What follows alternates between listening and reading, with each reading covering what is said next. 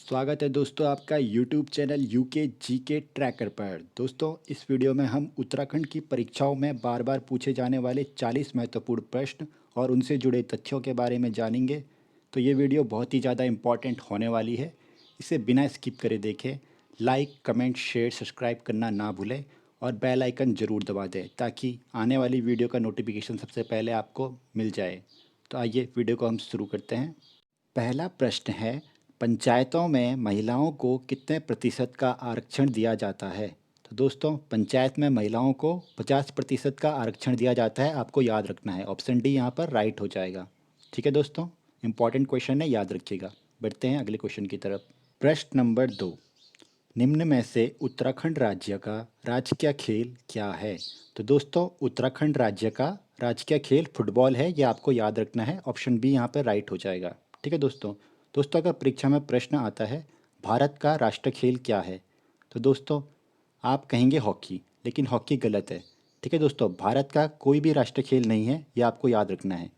कोई भी नहीं है। ठीक है दोस्तों, तो वहाँ पर ऑप्शन होगा दोस्तों हॉकी का और इनमें से कोई नहीं, तो आपको इनमें से कोई नहीं पे टिक मार्क करना है।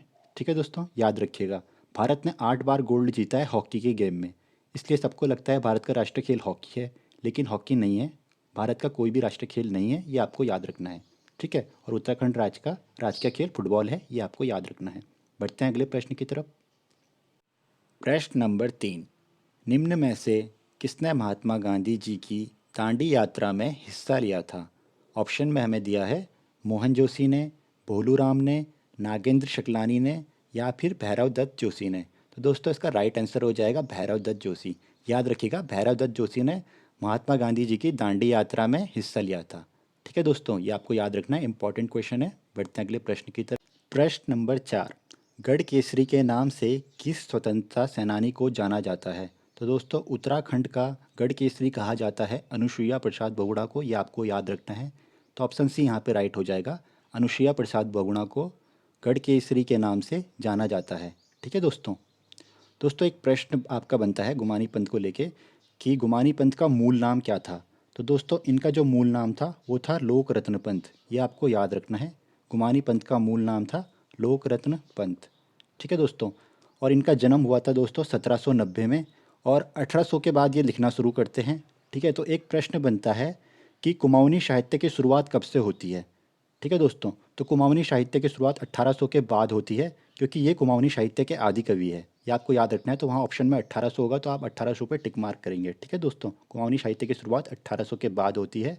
और कौन इसकी शुरुआत करता है? गुमानी पंथ इसकी शुरुआत करते हैं। बात करें अगर बद्रीदत्त जोशी की, तो दोस्तों कुमाऊँ परिषद का जो तीसरा अधिवेशन होता है, कुमाऊँ परिषद का जो तीसरा अधिवेशन होता है उसकी अध्यक्षता करी थी बद्रीदत्त जोशी ने, ये आपको याद रखना है। ठीक है दोस्तों, और ये अधिवेशन कहाँ पर हुआ था? तीसरा अधिवेशन ये हुआ था आपका कोटद्वार में, कोटद्वार गढ़वाल में हुआ था ये कुमाऊँ परिषद का तीसरा अधिवेशन। कब हुआ था? अक्टूबर 1919 में, ये भी आपको याद रखना है। अक्टूबर 1919 में कुमाऊँ परिषद का तीसरा अधिवेशन कोटद्वार गढ़वाल में होता है। प्रश्न बनता है आपका एग्जाम में कि कौन सा अधिवेशन, कुमाऊँ परिषद का कौन सा अधिवेशन गढ़वाल में हुआ था? तो वहाँ पर ऑप्शन में रहेगा तीसरा अधिवेशन। ठीक है, और कब हुआ था? 1919 में। अक्टूबर 1919 में जो तीसरा अधिवेशन हुआ था, एकमात्र कुमाऊँ परिषद का अधिवेशन जो गढ़वाल में हुआ। ठीक है दोस्तों, तो वहाँ पर आपको टिक मार्क करना है तीसरा अधिवेशन 1919। ठीक है दोस्तों, और ये अधिवेशन इंपॉर्टेंट है क्योंकि इस अधिवेशन को जाना जाता है दोस्तों हिंदू मुस्लिम की एकता के लिए, ये भी आपको याद रखना है। प्रश्न बनता है कौन से अधिवेशन को हिंदू मुस्लिम एकता के लिए जाना जाता है? तो दोस्तों कुमाऊँ परिषद का जो तीसरा अधिवेशन है 1919 को हुआ था कोटद्वार गढ़वाल में, ये आपको याद रखना है। ठीक है दोस्तों, इंद्रमणि बडोनी की अगर बात करें दोस्तों, इनसे भी आयोग प्रश्न पूछता है कि उत्तराखंड का गांधी किसे कहा जाता है?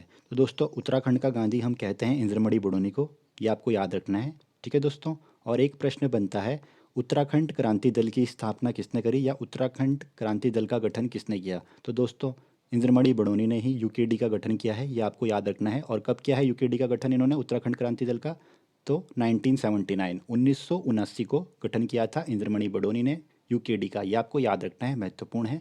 बढ़ते हैं अगले प्रश्न की तरफ। प्रश्न नंबर 5, निम्न में से किस राजवंश को उत्तराखंड का प्रथम ऐतिहासिक राजवंश माना जाता है?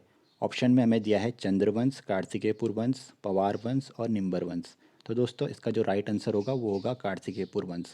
कार्तिकेयपुर वंश को उत्तराखंड का प्रथम ऐतिहासिक राजवंश माना जाता है, ये आपको याद रखना है। और अगर प्रश्न बने उत्तराखंड का प्रथम राजनीतिक राजवंश किसे माना जाता है, तो दोस्तों जो प्रथम राजनीतिक राजवंश माना जाता है वो माना जाता है कुड़िंद राजवंश को, ये भी आपको याद रखना है। उत्तराखंड का प्रथम राजनीतिक राजवंश कुड़िंद राजवंश को माना जाता है और प्रथम ऐतिहासिक राजवंश माना जाता है कार्तिकेयपुर राजवंश को, ये भी आपको याद रखना है। ठीक है दोस्तों। अगर पूछा जाए चंद्रवंश की स्थापना किसने की थी, तो सोमचंद ने की थी चंद्रवंश की स्थापना, याद रखना है आपको। ठीक है दोस्तों, सोमचंद द्वारा चंद्रवंश की स्थापना की गई। कार्तिकेयपुर वंश की स्थापना किसने करी थी, तो बसंत देव ने की थी, ये भी आपको याद रखना है। बसंत देव द्वारा कार्तिकेयपुर वंश की स्थापना की जाती है। और पवार वंश की स्थापना किसने की थी, तो कनकपाल ने की थी पवार वंश की स्थापना, ये भी आपको याद रखना है। प्रश्न नंबर 6, कुमाऊं और गढ़वाल पर गोरखाओं का शासनकाल बहुत ही अन्याय एवं अत्याचारपूर्ण था। इस अत्याचारी शासन को यहाँ की भाषा में क्या कहा जाता है, तो दोस्तों गोरखाओं ने जब कुमाऊं और गढ़वाल पर शासन चलाया अपना, तो उन्होंने यहाँ पर बहुत ही ज़्यादा अन्याय और अत्याचार किए। इस अत्याचारी शासन को यहाँ की भाषा में गोरख्याली कहा जाता है। ऑप्शन बी यहाँ पे राइट हो जाएगा, याद रखिएगा। एक प्रश्न आपका बनता है दोस्तों, कुमाऊं पर गोरखाओं ने अधिकार कब किया था, तो 1790 में कुमाऊं पर गोरखाओं ने अधिकार किया। ठीक है दोस्तों, और कितने सालों तक किया था इन्होंने अधिकार, 25 वर्षों तक। 25 सालों तक दोस्तों इन्होंने कुमाऊं पर राज किया था। एक प्रश्न आपका आता है कि गढ़वाल पर गोरखों ने कब अधिकार किया, तो दोस्तों गढ़वाल पर किया था गोरखाओं ने अधिकार कब, 1804 में, याद रखिएगा, महत्वपूर्ण है। कितने सालों तक शासन किया था इन्होंने गढ़वाल पर, तो 10.5 सालों तक। ठीक है दोस्तों, 10.5 ईयर्स यानी 10.5 सालों तक गढ़वाल पर शासन किया था गोरखाओं ने। ठीक है दोस्तों, बढ़ते हैं अगले प्रश्न की तरफ। निम्न में से किन सगी बहनों ने सर्वोदय का प्रचार प्रसार किया था, तो दोस्तों सर्वोदय का प्रचार प्रसार किया था दो सगी बहनें कमला एवं बसंती, इन्होंने। ठीक है दोस्तों, गांधी जी की एक शिष्या थी दोस्तों जिनका नाम था सरला बहन। ठीक है दोस्तों, इनका वास्तविक नाम भी पूछा जाता है, तो इनका वास्तविक नाम है हाइलामन। सरला बहन का वास्तविक नाम है हाइलामन। ठीक है दोस्तों, तो सरला बहन ने दोस्तों अल्मोड़ा के कौशानी में अल्मोड़ा के कौशानी में इन्होंने स्थापना की थी लक्ष्मी आश्रम की। ठीक है दोस्तों, लक्ष्मी आश्रम कहाँ पर था, अल्मोड़ा के कौशानी में। किसने स्थापना की थी, तो सरला बहन ने की थी। और इसी आश्रम से जुड़ी हुई थी कमला एवं बसंती। इसी लक्ष्मी आश्रम से कमला एवं बसंती दो सगी बहनें जुड़ी हुई थी जिन्होंने सर्वोदय का प्रचार प्रसार किया था। ये आपको याद रखना है, महत्वपूर्ण प्रश्न है। बढ़ते हैं अगले प्रश्न की तरफ। प्रश्न नंबर 8, निम्न में से कौन मसूरी कांड का शहीद नहीं है, तो दोस्तों ऑप्शन में है धनपत सिंह, यशोधर पेंजवार, बेलमती चौहान और हंसा दनई। तो इसमें राइट आंसर होगा ऑप्शन नंबर सी, यशोधर पेंजवाल। ठीक है दोस्तों, मसूरी कांड में कौन कौन शहीद हुआ था, बेलमती चौहान हुई थी, हंसा दनाई हुई थी और धनपत सिंह हुए थे। ये आपको याद रखना है, पूछा जाता है परीक्षा में। मसूरी कांड कब हुआ था, पहले क्वेश्चन बन चुका है, तो याद रखना है दोस्तों आपको। मसूरी कांड हुआ था 2 सितंबर 1994 में, ये आपको याद रखना है, 2 सितंबर 1994 को मसूरी कांड हुआ था। एक प्रश्न आपका बनता है खटीमा कांड कब हुआ था। ठीक है दोस्तों, जो खटीमा कांड है दोस्तों ये एक दिन पहले हुआ था मसूरी कांड से। कब हुआ था, 1 सितंबर 1994 को, ये भी आपको याद रखना है। ठीक है दोस्तों, और यशोधर बेंजवाल कब शहीद हुए थे, किस कांड में शहीद हुए थे, तो ये हुए थे दोस्तों श्रीयंत्र टापू कांड में। ये भी आपको याद रखना है, इंपॉर्टेंट क्वेश्चन है, इनसे आयोग प्रश्न पूछता है। ठीक है दोस्तों, श्रीयंत्र टापू कांड, श्रीयंत्र टापू कांड कहाँ पर हुआ था, तो श्रीनगर में हुआ था दोस्तों। श्रीनगर का एक टापू है दोस्तों जिसको श्रीयंत्र कहते हैं, श्रीयंत्र टापू, यहीं पर ये कांड हुआ था। क्या हुआ था दोस्तों कि कुछ लोग राज्य की मांग को लेकर आंदोलन कर रहे थे। ठीक है दोस्तों, श्रीयंत्र टापू में पुलिस द्वारा क्या किया जाता है दोस्तों, यशोधर बेंजवाल को पुलिस द्वारा मार दिया जाता है क्रूरता से, और उनकी बॉडी को अलकनंदा नदी में बहा दिया जाता है। ठीक है दोस्तों, अलकनंदा नदी में बहा दिया जाता है पुलिस द्वारा यशोधर बेंजवाल की बॉडी को, क्योंकि वो आंदोलन कर रहे थे। और दोस्तों इसी को ही कहते हैं हम श्रीयंत्र टापू कांड। ठीक है दोस्तों, बढ़ते हैं अगले प्रश्न की तरफ। प्रश्न नंबर 9, निम्नलिखित में से टिहरी के प्रथम शासक कौन थे, तो दोस्तों टिहरी के प्रथम शासक सुदर्शन शाह थे। ऑप्शन सी यहाँ पर राइट हो जाएगा, आपको याद रखना है, इंपॉर्टेंट क्वेश्चन है। ठीक है दोस्तों, प्रश्न बनता है टिहरी की स्थापना सुदर्शन शाह ने कब की थी, तो सुदर्शन शाह ने टिहरी की स्थापना की थी, ये भी आपको याद रखना है। कब की थी दोस्तों, तो 1815 में की थी, 28 दिसंबर 1815 को की गई थी सुदर्शन शाह द्वारा टिहरी की स्थापना, याद रखिएगा, इंपॉर्टेंट है। और इसी दिन को दोस्तों 28 दिसंबर को हम किस रूप में मनाते हैं? रिस्टोरेशन डे के रूप में मनाते हैं, ये भी आपको याद रखना है। ठीक है दोस्तों, रिस्टोरेशन डे के रूप में मनाया जाता है 28 दिसंबर को, क्योंकि इन्होंने 28 दिसंबर को स्थापना की थी टिहरी की। ठीक है दोस्तों, और अंग्रेज़ों ने सुदर्शन शाह और उनके वंशज का अधिकार कब माना था प्रॉपरली टिहरी पर, यह भी प्रश्न बनता है। तो दोस्तों 1820 में, 5 साल बाद, 1815 में तो स्थापना की थी सुदर्शन शाह ने टिहरी की, लेकिन उसके 5 साल बाद 1820 में जाके अंग्रेज मानते हैं कि टिहरी पर सुदर्शन शाह और उनके वंशज का अधिकार है। ठीक है दोस्तों, ये आपको याद रखना है। और एक प्रश्न बनता है, टिहरी का जिले के रूप में भारत में विलय कब हुआ था? तो दोस्तों 1 अगस्त 1949 को, 1 अगस्त 1949 को हुआ था टिहरी का जिले के रूप में भारत में विलय। ठीक है ना, जिले के रूप में हो गया था भारत में विलय 1 अगस्त 1949 को, ये भी आपको याद रखना है। बढ़ते अगले प्रश्न की तरफ। नंबर 10, राजा सोमचंद का संबंध किस साम्राज्य से है? तो दोस्तों हम सभी जानते हैं चंद वंश का संस्थापक कौन है? राजा सोमचंद। तो चंद साम्राज्य से इनका संबंध है। ठीक है दोस्तों, चंद वंश की स्थापना सोमचंद ने कहाँ पर की थी? तो दोस्तों कहाँ पर की थी? चंपावत में की थी, ये आपको याद रखना है। चंपावत में की थी और राजबुंगा किले में की थी। राजबुंगा किला किसने बनाया है? प्रश्न बनता है। तो राजा सोमचंद ने ही राजबुंगा किला बनाया है और यहीं पर चंद्रवंश की स्थापना भी इन्होंने की थी। याद रखिएगा, महत्वपूर्ण प्रश्न है। बढ़ते हैं अगले प्रश्न की तरफ। प्रश्न नंबर 11, गढ़वाल मंडल की स्थापना किस वर्ष की गई थी? तो इसका राइट आंसर हो जाएगा दोस्तों 1969 में गढ़वाल मंडल की स्थापना की गई थी। तो ऑप्शन नंबर डी यहाँ पर सही हो जाएगा। ठीक है दोस्तों, याद रखिएगा 1969 में गढ़वाल मंडल की स्थापना की गई थी। अगला प्रश्न, निम्न में से कौन सा कथन असत्य है? खटीमा कांड 1 सितंबर 1994 सही है। मुजफ्फरनगर कांड 2 सितंबर 1994 ये भी सही है।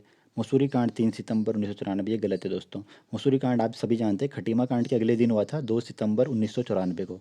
ठीक है दोस्तों, इसमें डेट गलत दी हुई है। 2 सितंबर 1994 को मसूरी कांड हुआ था। काला दिवस 1 सितंबर 1994 सही है। खटीमा कांड को ही हम काला दिवस कहते हैं, ये भी आपको याद रखना है। प्रश्न बनता है काला दिवस किस कांड को कहा जाता है? तो खटीमा कांड को कहा जाता है। कब हुआ था दोस्तों? 1 सितंबर 1994 को। ठीक है दोस्तों, बात करें दोस्तों मुजफ्फरनगर कांड की, तो दोस्तों ये घटित हुआ था रामपुर तिराहा में, इसलिए रामपुर तिराहा कांड भी इसे कहा जाता है। ठीक है दोस्तों, दोस्तों क्या हुआ था कि छात्र युवा संघर्ष समिति की स्थापना होती है। ठीक है दोस्तों, छात्र युवा संगीत समिति की स्थापना होती है। और ये कब होती है दोस्तों? ये समिति की स्थापना ये होती है दोस्तों 18 सितंबर 1994 को। ठीक है दोस्तों, 18 सितंबर 1994 को होती है इस समिति की स्थापना। और दोस्तों यही समिति जा रही होती है दिल्ली धरना देने के लिए, आंदोलन करने के लिए। ठीक है, मुलायम सिंह यादव की उस टाइम सरकार चल रही होती है। तो वो क्या होता है दोस्तों, पुलिस द्वारा इस बस को रोक दिया जाता है रामपुर तिराहा में, मुजफ्फरनगर के रामपुर तिराहा में इस बस को रोका जाता है।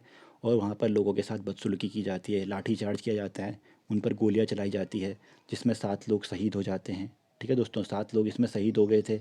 और महिलाओं के साथ बुरा व्यवहार किया जाता है। ठीक है दोस्तों, इस घटना को कहा जाता है क्रूर शासक की क्रूर साजिश, ये आपको याद रखना, ये इंपॉर्टेंट है। ठीक है दोस्तों, प्रश्न बनता है क्रूर शासक की क्रूर साजिश किस घटना को कहा जाता है? तो दोस्तों क्रूर शासक की क्रूर साजिश मुजफ्फरनगर कांड या फिर रामपुर तिराहा कांड को ही कहा जाता है, ये आपको याद रखना है। कब हुआ था? 2 अक्टूबर 1994। बढ़ते अगले प्रश्न की तरफ। प्रश्न नंबर 13, निम्नलिखित में से परमार वंश का संस्थापक कौन था? तो दोस्तों परमार वंश का संस्थापक था कनकपाल, ये आपको याद रखना है। ऑप्शन नंबर बी यहाँ पर सही हो जाएगा। बढ़ते हैं अगले प्रश्न की तरफ। प्रश्न नंबर 14, कालू मेहरा का संबंध किससे था? तो दोस्तों कालू मेहरा का संबंध क्रांतिवीर संगठन से था, ये आपको याद रखना है। ऑप्शन बी यहाँ पर राइट हो जाएगा। कालू मेहरा ने काली कुमाऊं क्षेत्र में बनाया था क्रांतिवीर संगठन। और कब बनाया था याद रखना है, आपको पूछा जाता है एग्जाम में। तो 1857 में बनाया था। ठीक है दोस्तों, 1857 में क्रांतिवीर संगठन बनाया था कालू मेहरा ने काली कुमाऊं क्षेत्र में। इनसे जुड़ा एक और प्रश्न पूछा जाता है कि उत्तराखंड के प्रथम स्वतंत्रता सेनानी कौन थे? ठीक है दोस्तों, उत्तराखंड के प्रथम स्वतंत्रता सेनानी कालू मेहरा थे, ये भी आपको याद रखना है। ठीक है ना, प्रथम स्वतंत्रता सेनानी उत्तराखंड के कालू मेहरा ही थे, याद रखिएगा। अगला प्रश्न, प्रश्न नंबर 15, कत्यूरियों की दरबारी भाषा क्या थी? तो दोस्तों इसका राइट आंसर हो जाएगा ऑप्शन नंबर सी, संस्कृत। कत्यूरियों की दरबारी भाषा संस्कृत थी, इंपॉर्टेंट है, याद रखिएगा। बढ़ते अगले प्रश्न की तरफ। केदारमंडल पर ललितादित्य के आक्रमण की जानकारी कहाँ से प्राप्त होती है? तो दोस्तों केदार मंडल पर ललितादित्य का आक्रमण हुआ था, ये जानकारी हमें प्राप्त होती है एक संस्कृत ग्रंथ जिसको कहते हैं राजतरंगिणी। ठीक है, राजतरंगिणी इसका नाम है, ये एक संस्कृत ग्रंथ है। किसने लिखा है ये पूछा जाता है तो कल्हण ने लिखा है, ये भी आपको याद रखना है। ठीक है दोस्तों, कल्हण द्वारा लिखा गया है राजतरंगिणी को। ठीक है, इंपॉर्टेंट है, याद रखिएगा। बढ़ते अगले प्रश्न की तरफ। प्रश्न नंबर 17, उत्तराखंड में दरमा व व्यास घाटियों को जोड़ने वाला दर्रा कौन सा है? तो दोस्तों ऑप्शन नंबर सी यहाँ पर सही हो जाएगा। सिनला दर्रा दरमा और व्यास घाटियों को जोड़ता है। ठीक है दोस्तों, याद रखिएगा, इंपॉर्टेंट है। बढ़ते अगले प्रश्न की तरफ। प्रश्न नंबर 18, उत्तराखंड राज्य के सबसे उत्तर में कौन सा जिला है? तो दोस्तों उत्तराखंड राज्य के सबसे उत्तर में उत्तरकाशी जिला है, यहाँ पर ऑप्शन डी राइट हो जाएगा। याद रखना है, उत्तर में उत्तरकाशी है। और अगर पूछे उत्तराखंड राज्य के पूर्व में कौन सा जिला है, तो दोस्तों पूर्व में पिथौरागढ़ है, ये आपको याद रखना है। ठीक है दोस्तों, और अगर प्रश्न बने उत्तराखंड के पश्चिम में कौन सा राज्य है, तो दोस्तों पश्चिम में आपका देहरादून है, ये भी आपको याद रखना है। देहरादून जिला आपका पश्चिम में आता है उत्तराखंड के। और अगर पूछे दक्षिण में उत्तराखंड में कौन सा ज़िला आता है, तो दोस्तों दक्षिण में आता है ऊधम सिंह नगर, ये भी आपको याद रखना है। ठीक है दोस्तों, ऊधम सिंह नगर उत्तराखंड के दक्षिण में आता है। अगला प्रश्न, प्रश्न नंबर 19, लिपुलेख दर्रा उत्तराखंड राज्य के किस जिले में स्थित है? तो दोस्तों लिपुलेख दर्रा पिथौरागढ़ जिले में स्थित है, ये आपको याद रखना है। मानसरोवर यात्रा किस दर्रे से होकर जाती है? तो लिपुलेख दर्रा से होकर ही जाती है, ये भी आपको याद रखना है। इंपॉर्टेंट क्वेश्चन है, याद रखिएगा। बढ़ते हैं अगले प्रश्न की तरफ। प्रश्न नंबर 20, हाटी प्रपात उत्तराखंड राज्य के किस जिले में स्थित है? तो दोस्तों हाटी प्रपात उत्तराखंड राज्य के देहरादून जिले में स्थित है, ये आपको याद रखना है। ऑप्शन डी यहाँ पर राइट हो जाएगा। बढ़ते अगले प्रश्न की तरफ। प्रश्न नंबर 21, अलकनंदा और किस नदी का संगम नंदप्रयाग में होता है? तो दोस्तों ऑप्शन में हमें दिया हुआ है भागीरथी नदी, मंदाकिनी नदी, विष्णु गंगा नदी, या इनमें से कोई नहीं। तो ऑप्शन डी यहाँ पर सही हो जाएगा, क्योंकि अलकनंदा नदी का संगम नंदप्रयाग में नंदाकिनी नदी के साथ होता है। ठीक है दोस्तों, नंदाकिनी नदी ऑप्शन में नहीं दिया हुआ है, इसलिए ऑप्शन डी यहाँ पर सही हो जाएगा। बात करें अगर अलकनंदा और भागीरथी नदी का संगम कहाँ पर होता है, तो ये देवप्रयाग में होता है, ये आपको याद रखना है। देवप्रयाग के आगे से गंगा नाम से जानी जाती है अलकनंदा नदी। मंदाकिनी नदी और अलकनंदा नदी का संगम मैंने आपको बताया नंदाकिनी में होता है, और विष्णु गंगा के साथ अलकनंदा का संगम कहाँ पर होता है, तो विष्णु प्रयाग में होता है दोस्तों ये। ठीक है, बढ़ते अगले प्रश्न की तरफ। प्रश्न नंबर 22, निम्न में से उत्तराखंड में रिवर राफ्टिंग के लिए कौन सी नदी प्रसिद्ध है? दोस्तों इसका राइट आंसर हो जाएगा ऑप्शन नंबर ए, गंगा। ठीक है, बढ़ते अगले प्रश्न की तरफ। कपनी ग्लेशियर उत्तराखंड राज्य में कहाँ पर स्थित है? तो दोस्तों जो कपनी ग्लेशियर है ये बागेश्वर जिले में स्थित है, याद रखिएगा। ठीक है दोस्तों, ऑप्शन डी यहाँ पर हो जाएगा। बढ़ते अगले प्रश्न की तरफ। भोजपत्र वृक्ष किस पर्वत पर मिलता है? तो दोस्तों जो भोजपत्र वृक्ष है ये हिमालय पर्वत पर मिलता है, ऑप्शन नंबर बी यहाँ पर राइट हो जाएगा। ठीक है दोस्तों, बढ़ते अगले प्रश्न की तरफ। प्रश्न नंबर 25, हस्तशिल्प सामग्री मोष्टा निम्न में से किससे बनाया जाता है? तो दोस्तों ये एक हस्तशिल्प सामग्री है जिसका नाम मोष्टा है, और ये रिंगाल से बनाया जाता है, ये आपको याद रखना है। ऑप्शन नंबर सी यहाँ पर सही हो जाएगा। रिंगाल से टोकरी भी बनाई जाती है। ठीक है दोस्तों, और पूछा जाता है रिंगाल क्या है, तो ये एक प्रकार की घास है, ये भी याद रखिएगा। बढ़ते अगले प्रश्न की तरफ।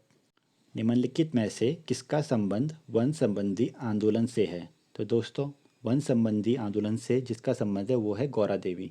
ठीक है दोस्तों, इनके नेतृत्व में ही चिपको आंदोलन चलाया गया था, तो ऑप्शन ए यहाँ पर राइट हो जाएगा। ठीक है दोस्तों, बात करें अगर जसपाल राणा की, इनसे एक प्रश्न बनता है दोस्तों कि उत्तराखंड का गोल्डन बॉय किसे कहा जाता है? तो उत्तराखंड का गोल्डन बॉय हम जसपाल राणा को ही कहते हैं, ये आप याद रखिएगा। इंपॉर्टेंट क्वेश्चन है, परीक्षा में देखने को मिल सकता है। बढ़ते अगले प्रश्न की तरफ। प्रश्न नंबर 27, बेदगी बुग्याल उत्तराखंड। दोस्तों ये बेदगी नहीं होगा, ये होगा बेदनी। ठीक है, करेक्शन कर लीजिएगा। यहाँ पर पूछा गया है बेदनी बुग्याल उत्तराखंड के किस शहर में स्थित है? तो दोस्तों बेदनी बुग्याल जो है वो चमोली जनपद या चमोली ज़िले में स्थित है, ये आपको याद रखना है। ठीक है दोस्तों, और प्रश्न अगर बनता है उत्तराखंड का सबसे बड़ा बुग्याल कौन सा है, तो उत्तराखंड का सबसे बड़ा बुग्याल बेदनी बुग्याल ही है, ये भी आपको याद रखना है। ठीक है दोस्तों, बढ़ते अगले प्रश्न की तरफ। प्रश्न number 28, Jim Corbett park Uttarakhand के किस जिले में स्थित है? तो दोस्तों जिम कॉर्बेट पार्क नैनीताल में भी आता है इसका कुछ हिस्सा, और पौड़ी में भी आता है। ठीक है दोस्तों, तो ऑप्शन डी यहाँ पर सही हो जाएगा, ए और बी दोनों। ठीक है दोस्तों, ऑप्शन डी टिक मार्क कर देना, ऑप्शन डी सही है, नैनीताल और पौड़ी दोनों में आता है जिम कॉर्बेट पार्क। ठीक है दोस्तों, इसकी स्थापना पूछे, जिम कॉर्बेट की स्थापना कब हुई? तो 1936 में हुई थी। ठीक है, उत्तराखंड का सबसे पुराना पार्क है। ठीक है, जिम कॉर्बेट पार्क। और दोस्तों अगर पूछा जाए कि इसका नया नाम क्या है, तो इसका नया नाम अब बदल कर क्या कर दिया गया है? रामगंगा पार्क। ये भी आपको याद रखना है। ठीक है दोस्तों, बढ़ते अगले प्रश्न की तरफ। प्रश्न नंबर 29, उत्तराखंड राज्य में कृषि मापने नापने का पैमाना क्या है? तो दोस्तों जो उत्तराखंड राज्य है यहाँ पर ज़मीन नापी जाती है नाली व मुट्ठी के पैमाने में, तो ऑप्शन सी यहाँ पर सही हो जाएगा। ठीक है दोस्तों, बढ़ते अगले प्रश्न की तरफ। प्रश्न नंबर 30, उत्तराखंड राज्य में कितने प्रतिशत कृषि योग्य भूमि है? तो दोस्तों उत्तराखंड राज्य में कुल 15% भूमि कृषि योग्य है, ये आपको याद रखना है। ऑप्शन बी यहाँ पर सही हो जाएगा। बढ़ते अगले प्रश्न की तरफ। प्रश्न नंबर 31, वर्ष 2011 की जनगणना के अनुसार उत्तराखंड में न्यूनतम साक्षरता दर निम्न में से किस जिले में थी? तो दोस्तों इसका राइट आंसर हो जाएगा option number D, Udham Singh Nagar में सबसे कम साक्षरता दर थी, यानी यहाँ के लोग सबसे कम पढ़े लिखे थे 2011 की जनगणना के अनुसार। ठीक है दोस्तों, बढ़ते अगले प्रश्न की तरफ। प्रश्न नंबर 32, निम्नलिखित में से कौन जौनसारी गायक है? जगत राम वर्मा, नंदलाल भारती, फ़कीर सिंह चौहान या उपयुक्त सभी? दोस्तों इसका राइट आंसर हो जाएगा उपयुक्त सभी। ये तीनों के तीनों जौनसारी गायक है, जगत राम वर्मा, फ़कीर सिंह चौहान और नंदलाल भारती। ठीक है दोस्तों, बढ़ते अगले प्रश्न की तरफ।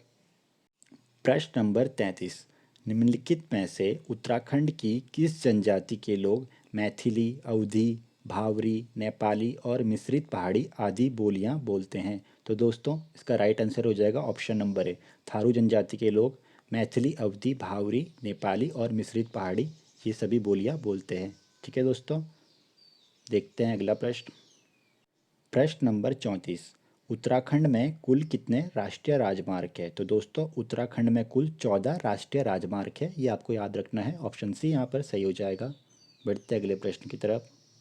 प्रश्न नंबर 35, उत्तराखंड एवं उत्तर भारत की प्रथम जल विद्युत परियोजना कहाँ पर बनाई गई थी? तो दोस्तों उत्तराखंड और उत्तर भारत की पहली जल विद्युत परियोजना मसूरी में बनाई गई थी। ऑप्शन डी यहाँ पर सही हो जाएगा, याद रखिएगा, इंपॉर्टेंट क्वेश्चन है, परीक्षा में देखने को मिल सकता है।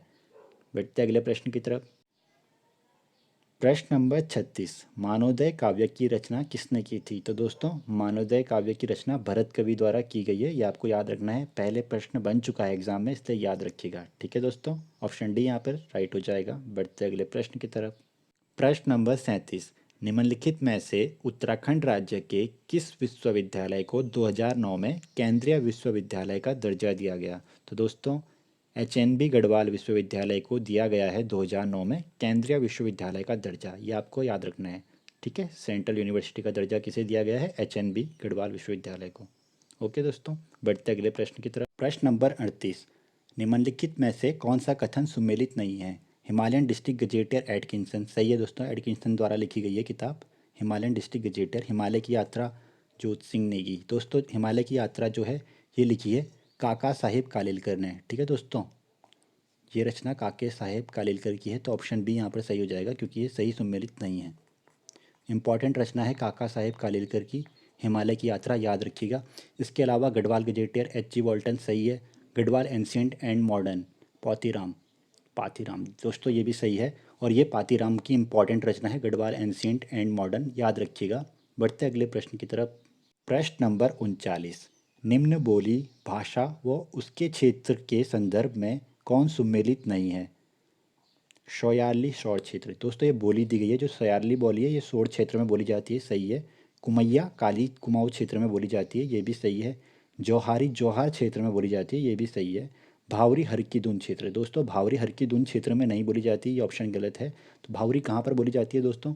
दोस्तों ये कुमाऊँ के क्षेत्र में बोली जाती है, जैसे कि चंपावत, चंपावत में भावरी बोली जाती है। इसके अलावा टनकपुर में भी बोली जाती है। ठीक है दोस्तों, और काशीपुर में भी बोली जाती है भावरी। ठीक है दोस्तों, और उधम सिंह नगर में भी बोली जाती है भावरी, ये भी आपको याद रखना है। ठीक है दोस्तों, चंपावत, टनकपुर, काशीपुर और उधम सिंह नगर, इन एरिया में बोली जाती है भावरी बोली। ठीक है दोस्तों, जौहारी जौहार क्षेत्र में, कुमैया काली कुमाऊं क्षेत्र में और श्रोयाली शॉर्ट क्षेत्र में। ये आपको याद रखना है, इंपॉर्टेंट क्वेश्चन है। बढ़ते हैं आज के लास्ट क्वेश्चन की तरफ, और आज का आखिरी क्वेश्चन है दोस्तों, गढ़वाल पेंटिंग पुस्तक के लेखक कौन है? दोस्तों गढ़वाल पेंटिंग्स पुस्तक के लेखक हैं मुकुंदी लाल। ठीक है दोस्तों, ये पुस्तक मुकुंदी लाल द्वारा लिखी गई है। इंपॉर्टेंट पुस्तक है, क्वेश्चन बन चुका है पहले एग्जाम में, तो याद रखिएगा। इसके अलावा और भी क्वेश्चन पूछे जाते हैं मुकुंदी लाल से, जैसे इनकी एक और बुक है दोस्तों जिसका नाम है सम नोट्स ऑन मोलाराम। ये भी इंपॉर्टेंट है, याद रखिएगा। सम नोट्स ऑन मोलाराम, ये पुस्तक लिखी है बैरिस्टर मुकुंदी लाल ने। ठीक है दोस्तों, एक और पुस्तक इनकी पूछी जाती है जिसका नाम है गढ़वाल स्कूल ऑफ पेंटिंग्स। इसको भी याद रखिएगा दोस्तों। गढ़वाल स्कूल ऑफ पेंटिंग्स किसकी पुस्तक है? तो मुकुंदी लाल की है। ठीक है, ये भी आपको याद रखना है। ओके दोस्तों, इसके अलावा दोस्तों मैं आपको बता दूं, जो मुकुंदी लाल है इनका जन्म दोस्तों हुआ था 1885 में। ठीक है दोस्तों, कब हुआ था दोस्तों? 1885 में हुआ था। और कहाँ पर हुआ था अगर पूछा जाए तो इनका चमोली के गोपेश्वर में हुआ था। गोपेश्वर में एक गांव पड़ता है दोस्तों, पांडुली गांव। ठीक है दोस्तों, पांडुली गांव में ये पैदा हुए थे। और दोस्तों इन्होंने एक पत्रिका निकाली थी जिसका नाम था तरुण कुमाऊँ। इसके बारे में पूछा जाता है कि तरुण कुमाऊँ पत्रिका किसने निकाली थी? तो तरुण कुमाऊँ पत्रिका दोस्तों बैरिस्टर मुकुंदी लाल द्वारा ही निकाली गई थी। ये आपको याद रखना है। ठीक है दोस्तों, पूछा जाता है कि यंग इटली के तर्ज पर कौन सा पत्र निकला था? तो दोस्तों तरुण कुमाऊँ ही वो पत्रिका थी जो कि यंग इटली समाचार पत्र के तर्ज पर निकली थी। ये आपको याद रखना है। और किसने निकाली थी? बैरिस्टर मुकुंदी लाल ने निकाली थी। ठीक है दोस्तों, तो दोस्तों ये थे आज के 40 महत्वपूर्ण प्रश्न। आशा है आपको ये वीडियो ज़रूर पसंद आई होगी। तो दोस्तों इस वीडियो को लाइक शेयर करना ना भूलें और बेल आइकन ज़रूर दबा दें ताकि आने वाली वीडियो का नोटिफिकेशन सबसे पहले आपको मिल जाए। ठीक है दोस्तों, मिलते हैं जल्दी ही नेक्स्ट वीडियो में। तब तक के लिए टाटा, टेक केयर।